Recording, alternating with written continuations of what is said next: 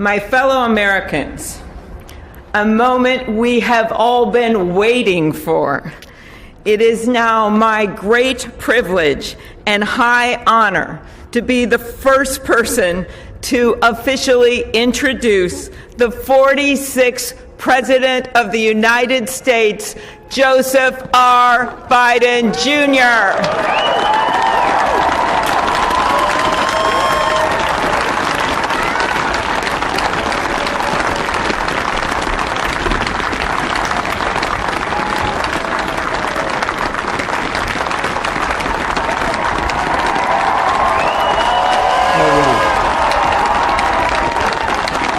Chief Justice Roberts, Vice President Harris, Speaker Pelosi, Leader Schumer, Leader McConnell, Vice President Pence, and my distinguished guests, my fellow Americans. This is America's day. This is democracy's day, a day of history and hope, of renewal and resolve. Through a crucible for the ages, America has been tested anew, and America has risen to the challenge. Today, we celebrate the triumph not of a candidate, but of a cause, the cause of democracy. The people, the will of the people has been heard, and the will of the people has been heeded. We've learned again that democracy is precious. Democracy is fragile. And at this hour, my friends, democracy has prevailed. So now, on this hallowed ground where just a few days ago, violence sought to shake the Capitol's very foundation, we come together as one nation, under God, indivisible, to carry out the peaceful transfer of power as we have for more than 2 centuries. As we look ahead in our uniquely American way, restless, bold, optimistic, and set our sights on the nation we know we can be and we must be. I thank my predecessors of both parties for their presence here today. I thank them from the bottom of my heart, and I know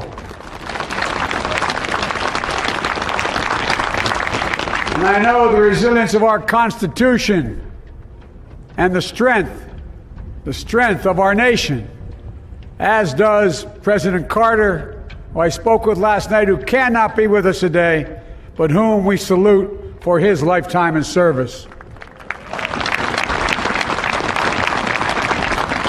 I've just taken the sacred oath each of those patriots have taken, the oath first sworn by George Washington. But the American story depends not on any one of us, not on some of us, but on all of us, on we the people who seek a more perfect union. This is a great nation. We are good people. And over the centuries, through storm and strife, in peace and in war, we've come so far. But we still have far to go.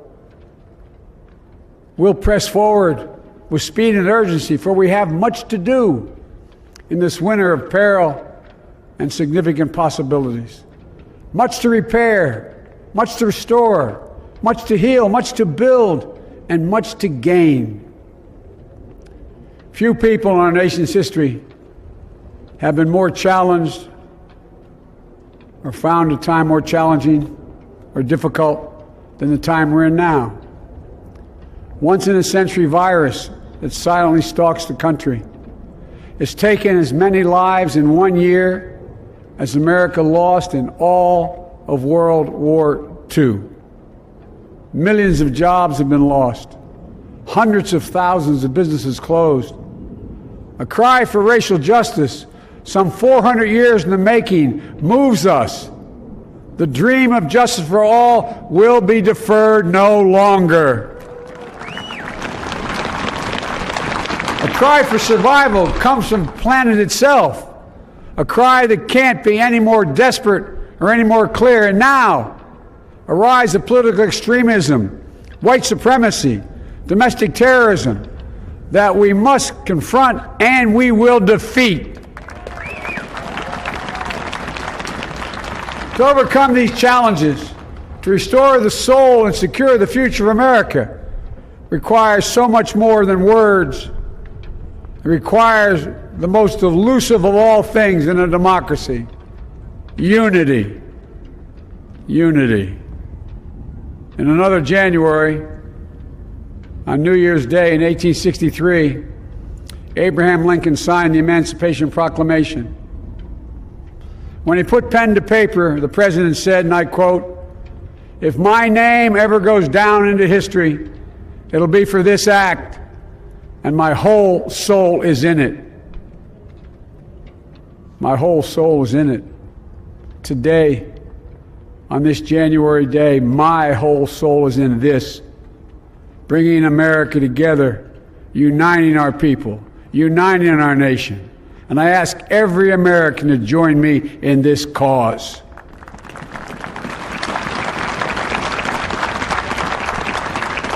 Uniting to fight the foes we face: anger, resentment and hatred, extremism, lawlessness, violence, disease, joblessness, and hopelessness. With unity, we can do great things, important things. We can right wrongs. We can put people to work in good jobs. We can teach our children in safe schools. We can overcome the deadly virus. We can reward work and rebuild the middle class and make health care secure for all. We can deliver racial justice, and we can make America once again the leading force for good in the world. I know speaking of unity can sound to some like a foolish fantasy these days. I know the forces that divide us are deep and they are real. But I also know they are not new. Our history has been a constant struggle between the American ideal that we're all created equal and the harsh, ugly reality that racism, nativism, fear, demonization have long torn us apart. The battle is perennial, and victory is never assured. Through Civil War, the Great Depression, World War, 9/11, through struggle, sacrifice, and setbacks, our better angels have always prevailed. In each of these moments, enough of us have come together to carry all of us forward. And we can do that now. History, faith, and reason show the way of unity. We can see each other not as adversaries, but as neighbors. We can treat each other with dignity and respect. We can join forces, stop the shouting, and lower the temperature. For without unity, there is no peace, only bitterness and fury. No progress, only exhausting outrage. No nation, only a state of chaos. This is our historic moment of crisis and challenge, and unity is the path forward. And we must meet this moment as the United States of America. If we do that, I guarantee you we will not fail.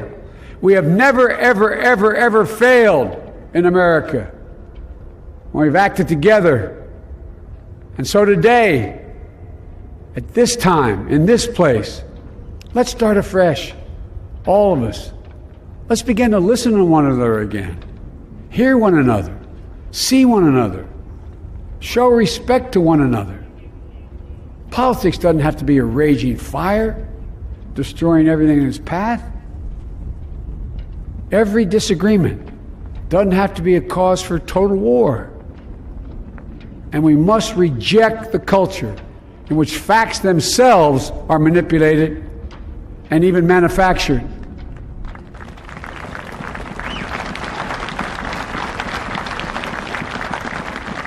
My fellow Americans, we have to be different than this. America has to be better than this. And I believe America is so much better than this. Just look around. Here we stand in the shadow of the Capitol Dome, as was mentioned earlier, completed amid the Civil War, when the Union itself was literally hanging in the balance. Yet we endured. We prevailed. Here we stand, looking out on the great mall where Dr. King spoke of his dream. Here we stand where 108 years ago, at another inaugural, thousands of protesters tried to block brave women marching for the right to vote. And today, we mark the swearing in of the first woman in American history elected to national office, Vice President Kamala Harris. Don't tell me things can't change.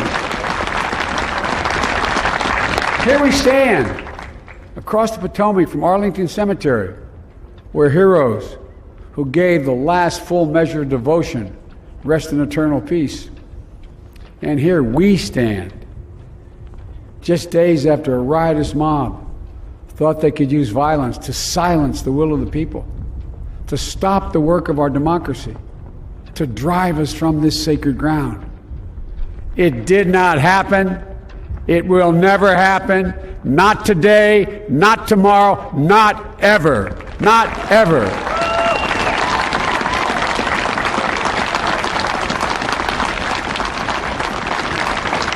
To all those who supported our campaign, I'm humbled by the faith you've placed in us. To all those who did not support us, let me say this. Hear me out as we move forward.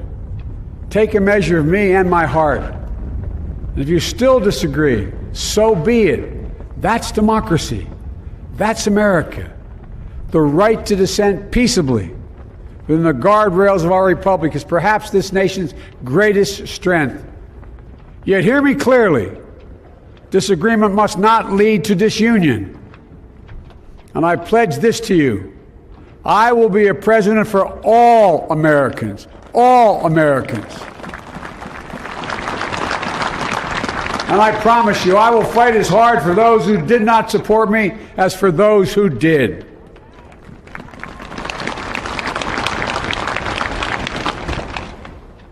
Many centuries ago, St. Augustine, a saint of my church, wrote that a people was a multitude defined by the common objects of their love.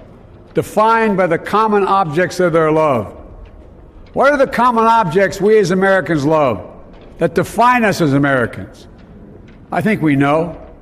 Opportunity, security, liberty, dignity, respect, honor, and yes, the truth. Recent weeks and months have taught us a painful lesson. There is truth and there are lies. Lies told for power and for profit. And each of us has a duty and a responsibility as citizens, as Americans, and especially as leaders. Leaders who have pledged to honor our Constitution and protect our nation, to defend the truth and defeat the lies. Look, I understand that many of my fellow Americans view the future with fear and trepidation. I understand they worry about their jobs. I understand, like my dad, they lay in bed at night, staring at the ceiling, wondering, can I keep my health care? Can I pay my mortgage? Thinking about their families, about what comes next. I promise you, I get it. But the answer is not to turn inward, to retreat into competing factions, distrusting those who don't look like you, or worship the way you do, or don't get their news from the same sources you do. We must end this uncivil war that pits red against blue, rural versus urban, conservative versus liberal.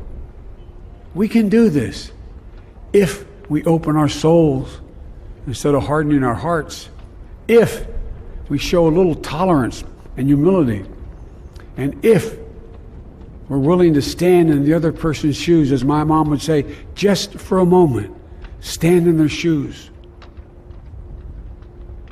Because here's the thing about life.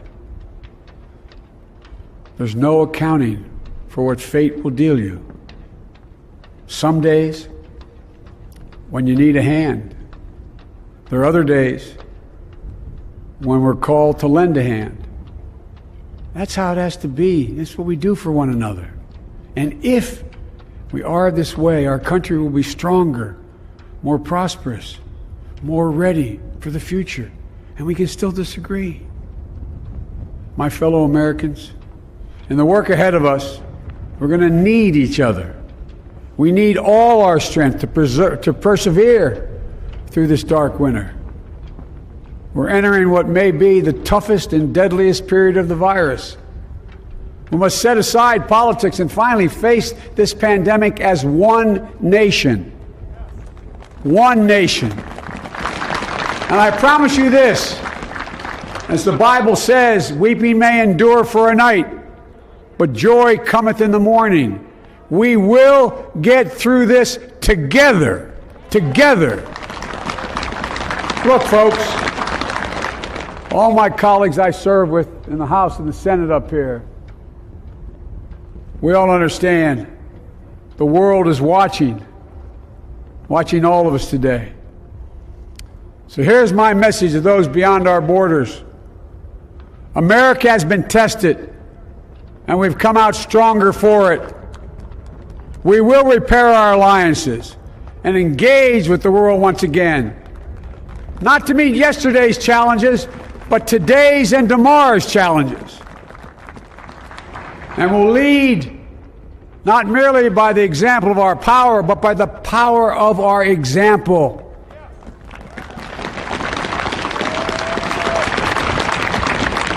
We'll be a strong and trusted partner for peace, progress, and security.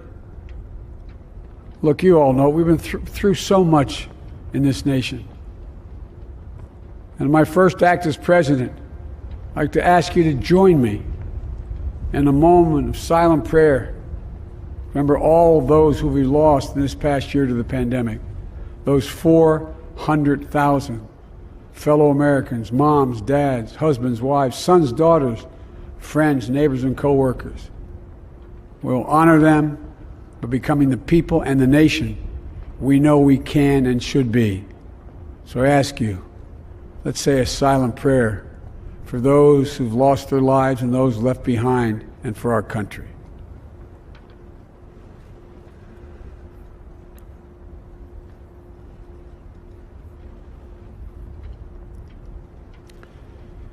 Amen. Folks, this is a time of testing. We face an attack on our democracy and on truth, a raging virus, growing inequity, the sting of systemic racism, a climate in crisis, America's role in the world. Any one of these would be enough to challenge us in profound ways. But the fact is, we face them all at once, presenting this nation with one of the gravest responsibilities we've had. Now we're going to be tested. Are we going to step up, all of us? It's time for boldness, for there's so much to do. And this is certain. I promise you, we will be judged, you and I, by how we resolve these cascading crises of our era. We will rise to the occasion is the question. Will we master this rare and difficult hour? Will we meet our obligations and pass along a new and better world to our children? I believe we must. I'm sure you do as well. I believe we will. And when we do, we'll write the next great chapter in the history of the United States of America, the American story. A story that might sound something like a song that means a lot to me. It's called American Anthem. There's one verse that stands out, at least for me, and it goes like this. The work and prayers of century have brought us to this day.